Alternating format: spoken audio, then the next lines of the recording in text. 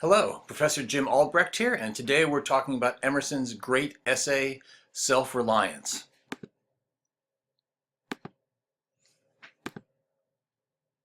So, first I want to talk just a bit about some of the challenges and rewards of reading an Emerson essay. Mostly, he's not the kind of philosopher who's going to give you a logical, rational, sequenced or linear argument. Instead, he uses a lot of literary and stylistic devices in exploring his topic in a philosophical way. So he uses a lot of metaphors, for instance. So in Self-Reliance, here's a few. He talks about the nonchalance of boys who are sure of a dinner being the healthy attitude of human nature. Well, what does that mean if you look at that paragraph? He says society is a wave. He says we must preach the doctrine of hatred as the counteraction of the doctrine of love when that pules and whines. Well, there is no doctrine of hatred, literally, right? He's talking about some way of speaking or thinking. And at one point he talks about these roses under my window, and he says that we should live like the roses do. So there are lots of these kinds of metaphors in Self-Reliance. There are a lot of metaphors of childhood and infancy and youth and the metaphors of speaking. So that's one of the challenges and real interests of reading Emerson. Tone is often a real issue in reading Emerson. At one point in Self-Reliance, he says, I ought to go upright and vital and speak the rude truth in all ways. And there are several passages in the essay where he seems to be experimenting with different ways that one might speak the truth to other people, whether rudely or otherwise. So look at those two paragraphs. The one that starts, whoso would be a man must be a nonconformist, which is a very long paragraph and very complicated, and that's where that mention of speaking the rude truth comes from. And another passage later in the essay that starts a paragraph that starts, if we cannot at once rise to the sanctities of obedience. And in that paragraph, he recommends that readers should talk to their friends and their parents, their brothers and sisters in a certain way, and listen to the tone in that paragraph. And thirdly, Emerson is what you might call a perspectival thinker. In other words, he expresses or explores different perspectives on a topic, different aspects that might exist in tension with each other, if not in contradiction with each other. And the essay as a literary genre, the term essay comes from a French word that literally means a trial or an experiment. And Michel de Montaigne, who was an essayist from the 1500s, whom Emerson was very influenced by, he used the essay in that kind of experimental fashion. And I think that's often what Emerson is doing. So, as an example, here are two things that Emerson wrote that explain in a way what he's doing as a writer. The first is from Fate, a different essay. He writes, if we must accept fate, we are not less compelled to affirm liberty, the significance of the individual, the grandeur of duty, the power of character. This is true, and that other is true. But our geometry cannot span these extreme points and reconcile them. What to do? By obeying each thought frankly, by harping, or if you will, pounding on each string, we learn at last its power. By the same obedience to other thoughts, we learn theirs, and then comes some reasonable hope of harmonizing them. So this is in a way Emerson telling us how he writes as a writer, that he's going to play on different strings, harp or pound on each different string. This is true and that other is true. I'm going to tell you one side of an issue and another side of an issue, and hopefully we can harmonize them, but at times they're going to seem in tension or in conflict or even in contradiction. And in Self-Reliance, Emerson says, we shouldn't be so worried about contradicting ourselves, about consistency. He says, suppose you should contradict yourself. What then? With consistency, a great soul has simply nothing to do. He says, speak what you think now in hard words, and tomorrow speak what tomorrow thinks in hard words again, though it contradict everything you said today. Ah, so you shall be sure to be misunderstood. Is it so bad then to be misunderstood? Emerson asks. And he says, Socrates, Jesus, Luther, Galileo, these people were all misunderstood. So if we listen to Emerson here, this means that as a reader of an Emerson essay, we can't take any one paragraph, any one statement as the central idea of an essay. We've got to read each moment in relation to other passages that treat the same kind of an issue, maybe from a different perspective. And I mean, this is what we should do as good readers always, whether we're reading a novel or a poem. You can't just read one moment in isolation. You have to read what happens in the beginning of a poem in relation to what happens in the middle and the end of the poem, and vice versa. But it's especially true for Emerson as a thinker. So let's look at a couple of examples. Ways in which Emerson maybe contradicts himself a bit, or at least explores different sides of a topic. And here's a central question, that being self-reliant is something you have to achieve in society, in Emerson's view. So here's a passage. Trust thyself. Every heart vibrates to that iron string. Well, that's a kind of a one-line zinger, right? An epigrammatic sentence that Emerson is great at. And he's quoted in Bartlett's famous quotations. You'll find him on greeting cards and greeting stores because he has lots of really great, punchy, pithy one-line sentences. And if you stopped there, it would seem like self-reliance is just about trusting yourself. Just look inside yourself and you'll find the truth, right? But look what he says in the very next sentence. After saying trust yourself, he says, accept the society of your contemporaries, the connection of events. Confide yourself, childlike, to the genius of your age.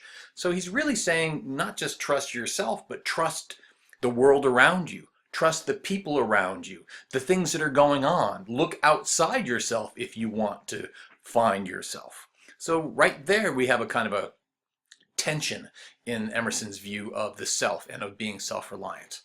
And in the second passage, I want you to note that again, Emerson says it's easy in the world to live after the world's opinion. It is easy in solitude to live after our own. So if you want to be self-reliant, you can just go off on your own and be away from people and do your own thing, right? But Emerson says, the great man is he who in the midst of the crowd keeps with perfect sweetness the independence of solitude. So self-reliance is something you need to achieve in the crowd, in society in some way. And I want you to notice that phrase, perfect sweetness, the independence of solitude. Because now Emerson seems to say some different things later in the essay. So really, Ralph Waldo, perfect sweetness? You know, what about that passage where you say, I'm going to speak the rude truth in all ways? And he imagines somebody coming trying to raise money for the anti-slavery abolitionist cause. And he says, why should I not say to him, right? Go love thy infant, love thy wood chopper, be good-natured and modest, have that grace, and never varnish your hard, uncharitable ambition with this incredible tenderness for black folk 1,000 miles off. Thy love afar is spite at home. He says, you know, what if I talk to him this way? Why shouldn't I talk to him this way? And then he says, rough and graceless would be such greeting, but truth is handsomer than the affectation of love. Your goodness must have some edge to it, else it is none. The doctrine of hatred must be preached as the counteraction of the doctrine of love, when that pules and whines. Well, this doesn't really sound like perfect sweetness, right? This is a different kind of way of interacting with others that Emerson is thinking about here. So, you know, how do we deal with that tension?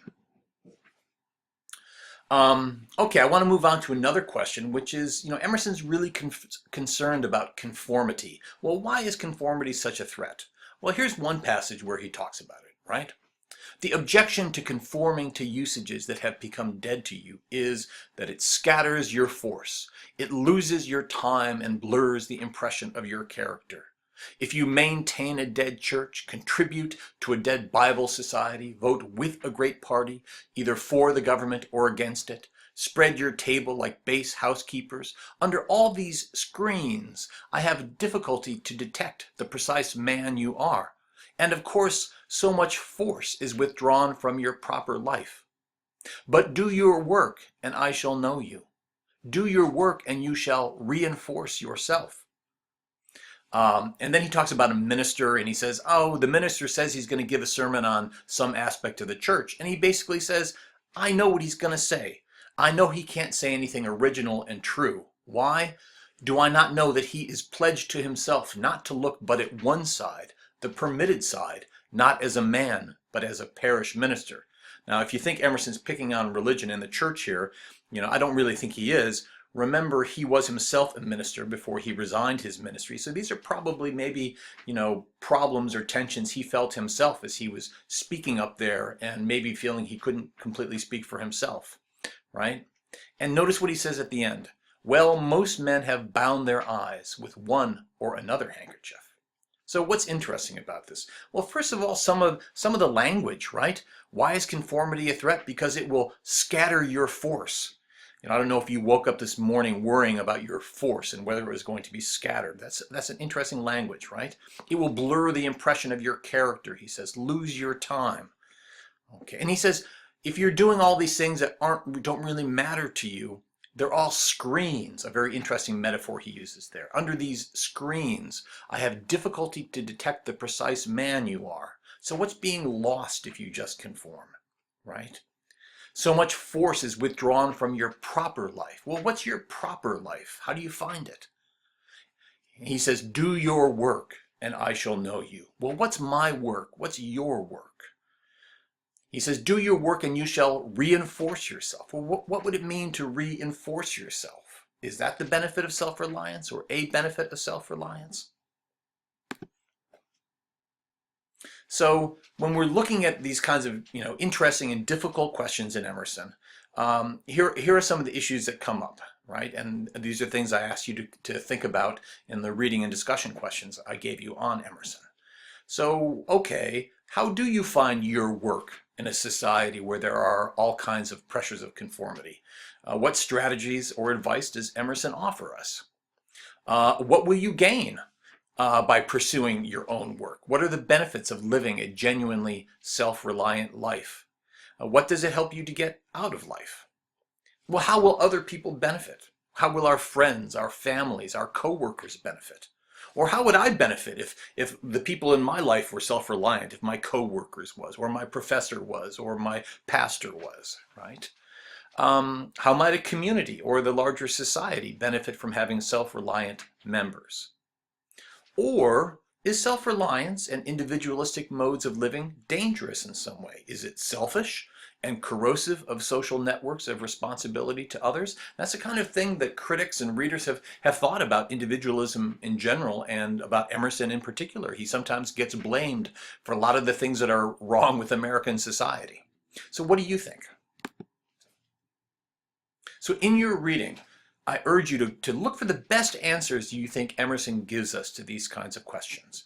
So I've given you on your reading questions a list of paragraphs in the essay that I would particularly recommend you take a look at. And here they are again broken down into some categories. So when you're thinking about our relations to other people and questioning conventional moral beliefs, including our responsibility to other people, take a look at some of these passages that I have listed and see what answers you get. Or that question about how do you find your work in life? How can you live in a more self-reliant fashion? Again, go to some of those passages that I've pointed out to you and see what answers you get there from Emerson. And lastly, on what the value might be that a person gets from pursuing a self-reliant mode of living. And there are some passages that I've listed here that are particularly interesting on that topic. So I hope that the passages I've looked at here will help you guide your own reading and your own thinking for your reflection journal, your reading response journal, and for the discussions that we'll be having together. I wish you happy reading and hear from old Ralph Waldo Emerson himself. He had some really interesting things to say about reading and books, and here is one of them. He says, one must be an inventor to read well. As the proverb says, he that would bring home the wealth of the Indies must carry out the wealth of the Indies. There is then creative reading as well as creative writing. When the mind is braced by labor and invention, the page of whatever book we read becomes luminous with manifold illusion. Every sentence is doubly significant, and the sense of our author is as broad as the world. Well, I think that's a lesson we can all take. that we have to be active as readers. We have to be thinking. We have to be making connections. We have to be applying ideas from the text to our own lives. We have to be questioning and responding to ideas in the readings too. So that's certainly what Emerson would want from us. And so let's see if we can't put it into practice as we wrestle with the ideas in Emerson's great essay, Self-Reliance. Thanks.